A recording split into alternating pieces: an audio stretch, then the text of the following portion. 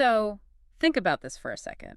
What if the exact trait that, makes you a brilliant leader, like your deep empathy, your ability to read the room, your emotional intelligence, what if that is the exact same trait that makes you disproportionately vulnerable to a toxic workplace?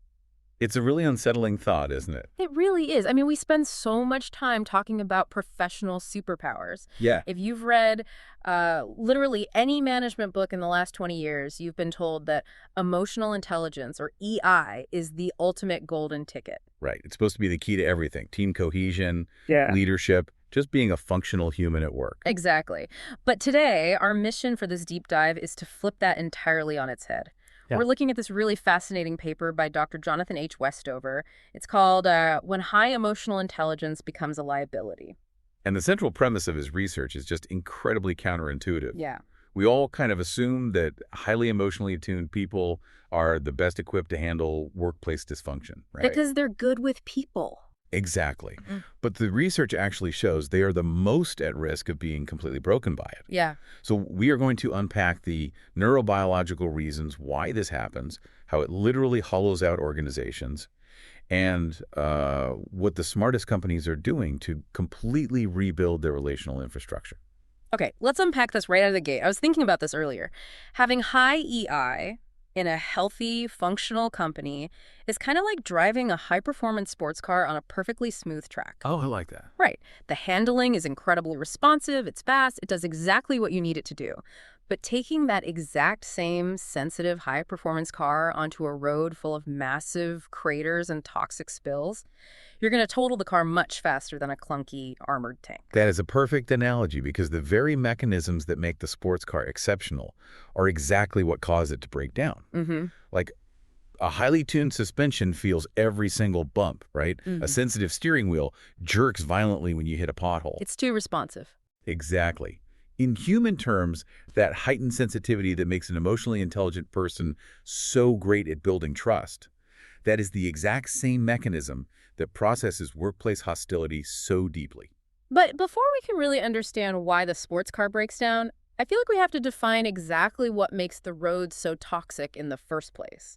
Because Dr. Westover is really clear that we aren't just talking about, a stressful Tuesday or a boss who skipped their morning coffee. Right. Now, the paper draws a really sharp line between normal workplace friction and actual systemic toxicity. Which is an important distinction. Very important. Deadlines, resource constraints, occasional arguments, that's all normal friction. But a toxic environment is characterized by the systematic erosion of psychological safety. So what does that actually look like day to day? Well, we're looking at persistent incivility. And this isn't always someone screaming in a boardroom. It's often the low-grade, constant disrespect. Like the eye rolls. Yes. Eye rolls, passive-aggressive emails, subtle undermining. Stuff that flies entirely under the radar of formal HR complaints, but it just grinds an employee down over time. It's basically death by 1,000 paper cuts. And the sources point out that this is almost always paired with inconsistent accountability. When the rules apply super strictly to the junior staff, but the top salesperson can just get away with murder. Exactly. And the research also calls out these communication pathologies. Information hoarding is a prime example of this. Oh, I've seen that, where leaders or colleagues deliberately withhold context just to maintain power. Right. Or deliberate ambiguity, where the goals are constantly shifting so you can literally never succeed. All of these factors combine to create what organizational scholars call ambient climates of fear. Okay, let me stop you there, because ambient climates of fear, that sounds a bit like academic jargon. We're basically talking about a culture where people are just walking on eggshells 24/7, right? That's a spot-on translation, yeah. Employees might not be actively thinking, I am terrified right now, but their nervous systems are in this constant state of hypervigilance. They're constantly scanning the Zoom call or the Slack channel for social threats. And the scale of this problem is just staggering. The paper cites this massive 2021 study analyzing over 1.4 million employee reviews, and the findings completely blew my mind. Yeah, the attrition predictor. Right. Toxic culture is the single strongest predictor of employee attrition. It beat out compensation, it beat out workload, it even beat out remote work flexibility. People are not quitting because they want an extra 5% bump in salary. They're quitting because they are being emotionally poisoned. And this brings us to the real tragedy of what we call the EI trap. The trap for the emotionally intelligent people. Right. You would assume someone with high EI would immediately spot those red flags and just run the other way. Because they can read the room. Exactly. But the data shows they are actually often drawn to these environments initially, because high EI individuals are fundamentally optimistic relational problem solvers. Oh, I see. They walk into a dysfunctional team, see all that friction, and their first thought is, I can help fix this. I can build bridges. So if these people are actively trying to fix the culture, why does it end up destroying them? Like, what is actually happening inside their bodies when their empathy fails to work? Well, this is where the neuroscience becomes absolutely critical. There's this research by Eisenberger and Lieberman that explored how human beings process social threats, things like exclusion, unfair treatment, or public humiliation. Okay. And they found that social pain activates the exact same neural threat detection systems in the brain that process physical danger. Wait, really? So the brain literally cannot tell the difference between being purposely left off a calendar invite and like Right. being chased by a bear? Basically, yes. From an evolutionary standpoint, the brain treats them as identical survival threats. If you think about early human history, if you were excluded from the tribe, you couldn't survive. Right. You'd freeze or starve. Exactly. Social rejection meant certain death. So the brain evolved to make social pain agonizing, so you would do whatever it takes to stay in the group. And because emotionally intelligent people have a deeper capacity for emotional processing, Their response is stronger. exponentially stronger. They don't just notice the toxic email. Their nervous system rings a 4-alarm fire bell. I mean, I get the biology, but I have to play devil's advocate for a second here. Sure. If these people are so attuned and their brains are screaming at them that they are in active danger, why don't they just read the room and leave? Like, are they just acting like human sponges absorbing all this toxic waste because they think they can clean it up on their own? That human-sponge dynamic actually stems from a deep reliance on their core skill set. Think about it. When an accountant sees a math error, they trust their ability to recalculate it. When a highly empathetic person sees a relationship failing, they trust their emotional skills. Their default assumption is just, I need to communicate better. I need to understand my boss's perspective more. If I'm just a bit more empathetic, I can fix this. Yes. And the devastating reality they fail to see is that you cannot out-empathize a fundamentally broken, exploitative system. You know, if you're listening, have you ever found yourself doing that? Endlessly trying to fix the connection with a toxic boss or a hostile team. I mean, it sounds exactly like corporate gaslighting. It really is. You're endlessly changing your communication style, blaming yourself, rewriting emails 5 times without ever realizing the router itself was fundamentally broken from the factory. And that endless, futile effort leads to the catastrophic fallout we see in the research. And let's look at the organizational costs first, because they are massive, even if they don't show up on a balance sheet. Yeah, let's hear the numbers. So Porath and Pearson's research on workplace incivility reveals that 48% of employees intentionally decrease their work effort when subjected to toxic behavior. Wait, 48%? Nearly half, and 38% intentionally decrease the quality of their work. That is half of an entire workforce just quietly, desperately giving up. It completely suffocates innovation, because genuine innovation requires massive vulnerability, right? You have to propose weird ideas, admit you don't know things, ask naive questions. And in a toxic culture, making yourself vulnerable like that is basically professional suicide. Exactly. It invites ridicule. So Yeah. highly intelligent people rationally choose to self-censor. And the organization slowly ossifies because only the safest ideas survive. But it's the cost to the individual that really hurts to read about. Because Yeah. of that constant social threat, their bodies are just flooded with elevated cortisol. Yes, chronic stress. It suppresses the immune system, causes severe sleep disruption, and mentally. It leads to what trauma researchers call learned helplessness. Learned helplessness is such a profound concept. It was originally developed by psychologist Martin Seligman. It happens when a person repeatedly tries to change a painful situation and their actions have zero effect. So they just give up. Over time, the brain just learns that the pain is inescapable, and the person stops trying entirely, even if a real opportunity to escape presents itself later. Wow. For highly emotionally intelligent professionals, their core identity is tied to being competent at relationships.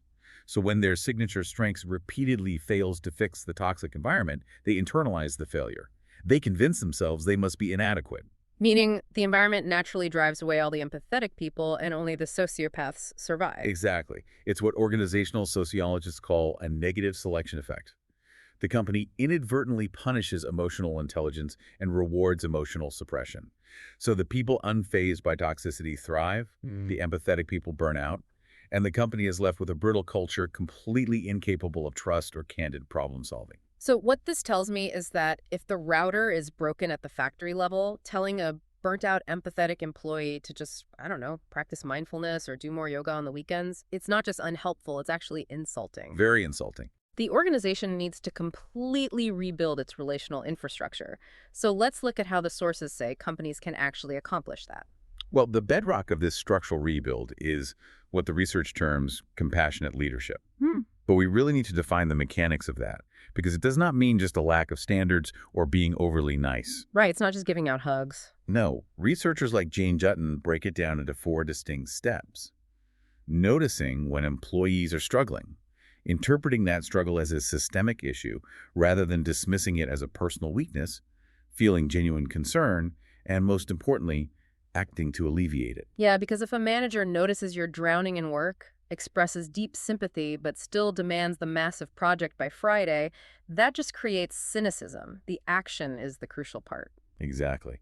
Let's look at how Patagonia implemented this structurally. They realized their standard, traditional performance review system, where employees are basically just graded and ranked, was generating massive anxiety. Which it usually does. Right, so they completely redesigned the mechanics of the process. They shifted from evaluative reviews to supportive check-ins. Managers were trained to act as coaches, uncovering systemic blockers, rather than judges handing down a verdict. So instead of a manager saying, you missed your sales target by 10%, you're failing, the manager says, you missed the target. Let's look at our internal processes and see what resources you lacked this quarter. Paradoxically, by making the process less punitive, Patagonia got much more honest, vulnerable dialogue about actual performance gaps. Employees stopped hiding their mistakes. That makes total sense. But to your earlier point, relying on individual managers to just be compassionate isn't enough. Amy Edmondson's research on psychological safety emphasizes that safety must be structural and measurable at the team level. You need mechanisms that protect people, regardless of who their boss happens to be.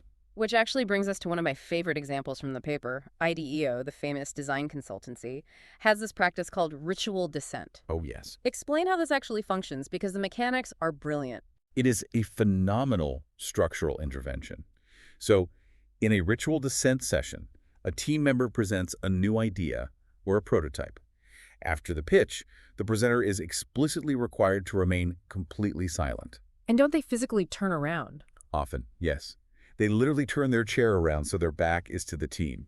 The rest of the team then openly critiques the idea while the presenter simply listens and takes notes. Let me jump in here, because when I first read about ritual dissent, it sounded absolutely terrifying. I mean, it sounds like a firing squad where you aren't allowed to defend yourself. It does sound harsh at first. Right, but is it actually more like a controlled burn in a forest? You know, you're deliberately setting a small, safe fire to clear out the underbrush, which prevents a massive, uncontrollable wildfire of unspoken resentment down the line. That controlled burn analogy captures it perfectly. By formalizing the critique into a strict ritual, you remove the interpersonal friction. When the presenter is forced to be silent, it short-circuits that natural human instinct to immediately get defensive and argue back. You literally can't argue back. Right. It completely neutralizes the normal power dynamics. You create a safe container for blunt honesty. And we should clarify, true psychological safety does not mean avoiding hard decisions. Mistakes are tolerated, but negligent errors still have consequences. Accountability actually increases when fear decreases. Okay, a controlled burn is fantastic for maintenance. But what happens when the massive wildfire is already raging? Like, how do companies stop the active bleeding for their highly sensitive employees who are already deep in a crisis? Well, this requires targeted, active interventions.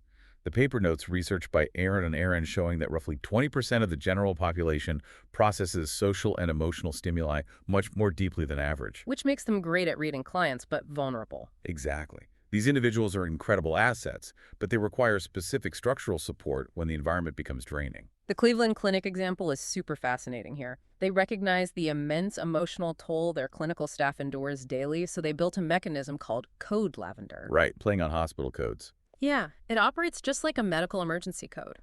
If a team experiences a severe trauma like, say, losing a patient or an intensely draining situation, anyone can call a code lavender. A team of trained peer responders physically shows up to the unit with support, meditation resources, hydration, and they actually relieve the staff so they have time to recover. And while Code Lavender was born in a healthcare setting, the underlying principle applies to any corporate environment where emotional labor is heavily taxed. Right. Organizations have to formally recognize emotional labor as real, depleting work that requires recovery time. It's not just an endless soft skill that employees are expected to provide for free. Wait, let's pause there for a second because I have a serious problem with this code lavender concept in a corporate setting. Oh, really? Yeah, isn't this just putting a pleasant lavender-scented Band-Aid on a bullet wound? I mean, giving someone a meditation break and some water doesn't help at all if you send them right back to work for the toxic, abusive manager who shot them in the first place. That critique is exactly what separates surface-level wellness programs from true cultural change. You're completely right. Support systems are only half of the equation. Okay, so what's the other half? If there is active toxicity, a toxic leader, for instance, you need systemic intervention to stop the harm at its source. The paper points to Uber's catastrophic 2017 cultural crisis as the prime example of how to do this. Right, Uber was drowning in allegations of harassment, retaliation, and just a fundamentally broken, combative environment. They were hemorrhaging talent. And they realized a meditation app wasn't going to fix it. They brought in an independent third-party, former U.S. Attorney General Eric Holder, to conduct a massive, totally transparent investigation. The independence is key there. Absolutely. An external party bypasses internal loyalties. That investigation established real structural leadership accountability. They didn't just sweep it under the rug. They publicly implemented 47 specific structural recommendations. Like overhauling HR and firing people. Exactly. You cannot heal an emotionally intelligent workforce if the company is secretly protecting the toxic leaders causing the damage. The accountability has to be visible, structural, and absolute. Okay, so to ensure we never need those crisis interventions in the first place, the smartest companies aren't just reacting.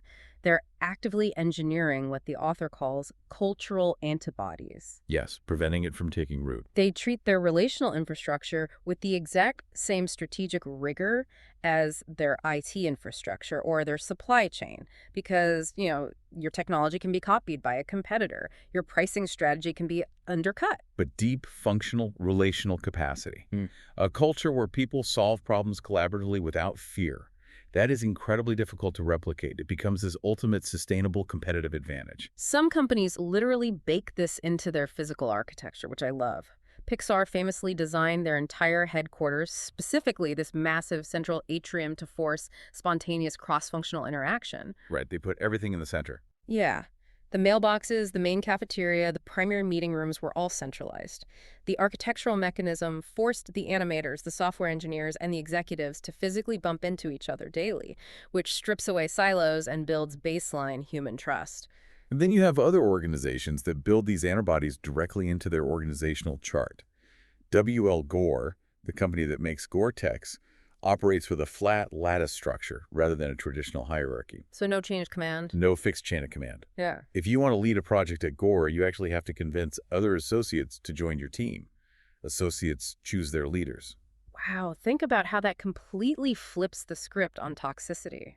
If a manager is manipulative or takes credit for other people's work or creates an ambient climate of fear, people simply stop choosing to follow them. No one joins their projects. Exactly. The toxic person naturally loses all their influence and power without HR ever having to conduct a formal investigation.